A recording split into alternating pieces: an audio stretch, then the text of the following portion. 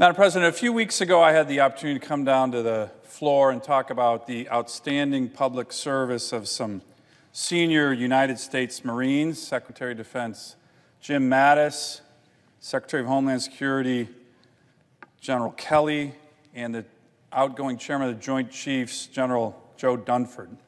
And the service these three Marine generals have given to their nation, not just in the Marine Corps, almost 140 years of combined active duty military service, but at the highest levels of government at a critical time in our nation's history.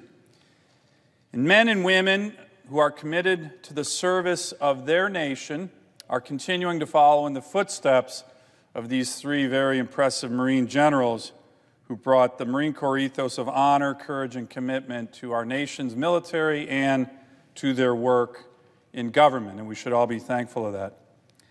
I had the privilege at the end of September also of attending the swearing-in of the new team that President Trump is putting together in terms of national security. General Mark Milley is the next chairman of the Joint Chiefs of Staff, is now in that position, succeeding General Dunford.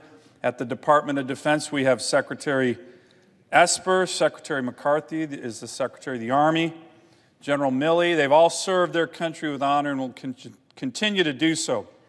And Madam President, right now we are considering the nomination of Ambassador Barbara Barrett to be the next Secretary of the Air Force. In fact, we're going to be voting on her nomination in a few moments. So I wanted to talk about her experience and her qualifications, which are diverse and very impressive, and I think she is extremely well qualified to be the next Secretary of the United States Air Force. Let me provide just a bit about her background and exceptional experience. She's a private pilot, astronaut, Deputy Federal Aviation Administrator, past CEO of the Aerospace Corporation, past member of the Defense Advisory Committee on Women in the Services and the Defense Business Board. And importantly, Madam President, she's a former U.S. ambassador to Finland. Wow, that is a very impressive resume, very impressive background. I first met Ambassador Barrett in 2015 when I had the opportunity to share dinner with her and the late Senator John McCain. And prior to that dinner, I was talking to Senator McCain, and he told me how highly he thought of Ambassador Barrett. And I can tell, and I think many of my Senate colleagues would agree, you can't have a better endorsement than that in my book and in the book of many senators, the high praise from Senator McCain. Ambassador Barrett will be taking over from Dr. Heather Wilson, who did an outstanding job as the Secretary of the Air Force. Secretary Wilson's leadership was critical in working closely with the Congress in rebuilding the U.S. Air Force, which had shrunk to its smallest level just a few years ago ever since the Air Force was created in the late 1940s. We had to start bringing it back. She did a great job on that, and I know Ambassador Barrett is committed to continuing that rebuilding of this critically important branch of our military. Now, another important element of Ambassador Barrett's experience is that as a former U.S. ambassador to Finland, she understands the strategic importance of the Arctic and what is happening in terms of great power competition in the Arctic. So I wanted to spend a few minutes talking about that critically important part of the world right now and my state, the great state of Alaska's role in it.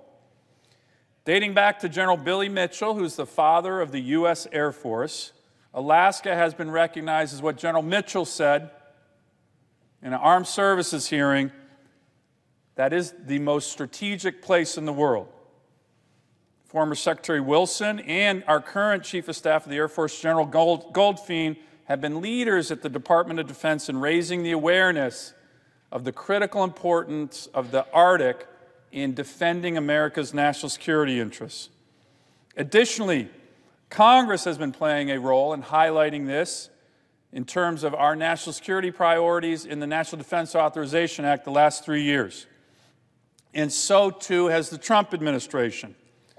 Secretary Pompeo, our Secretary of State, was recently in Finland for the Arctic Council, all the nations of the Arctic, and he had this to say, quote, "We are entering a new age of strategic engagement in the Arctic, complete with new threats to the Arctic and its real estate.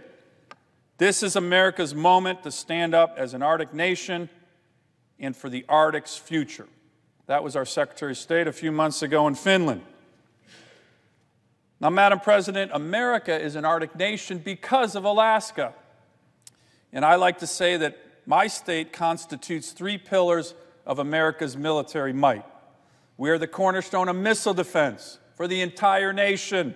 The missile fields, the radar sites that protect Washington, D.C., New York, Miami, Rhode Island, L.A., they're all based in the great state of Alaska.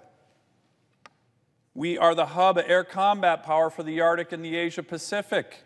In the next 2 years, we are going to have over 100 fifth-generation fighters, F-35s and F-22s, stationed in Alaska. No place on the planet Earth will have that kind of combat power. Well, those critical fifth-gen are the supersonic stealth fighters. And we are a platform for expeditionary forces, some of our best-trained military units, to be able to deploy on a moment's notice because we're so strategically located to other countries. So because of Alaska's strategic role in defending America's interests in the Arctic and the Indo-Pacific, the Congress and this administration, together in a bipartisan way, have been building up each of these 3 critical pillars of our nation's military might and defenses. Let me give you just one example. The Senate has been pushing lately to ensure that the air combat capability that we have in Alaska is matched by air refueling capacity.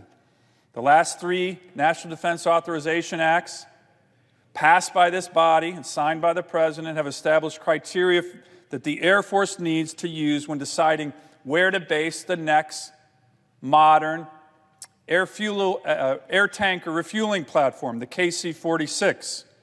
Now, Ambassador Barrett and I have discussed this issue and what the Air Force is going to do with regard to outside the continental U.S. stationing of the KC-46, and I look forward to working with her on the advice already provided to the administration from the Congress on where those military assets need to be based. As the Secretary of Defense, our current Secretary, Mark Esper, said in his confirmation hearing, having KC-46s co-located with 100 fifth-generation fighters would, quote, give America extreme strategic reach anywhere in the world. I believe Ambassador Barrett also understands this, and she clearly understands the importance of the Arctic as a former ambassador to Finland. So, Madam President, as I mentioned at the outset, we need good people, informed people, highly qualified people to serve at the highest levels of our military, civilian, and uniform. And I believe Ambassador Barrett is certainly one of those individuals. I was heartened to see that my colleagues in the Senate gave her a very strong cloture vote, very bipartisan, 84-7. Very strong support for her nomination, and I know we're going to vote here in a couple minutes. I encourage all my colleagues to vote yes for her nomination to be the next U.S. Secretary of the Air Force. I yield the floor.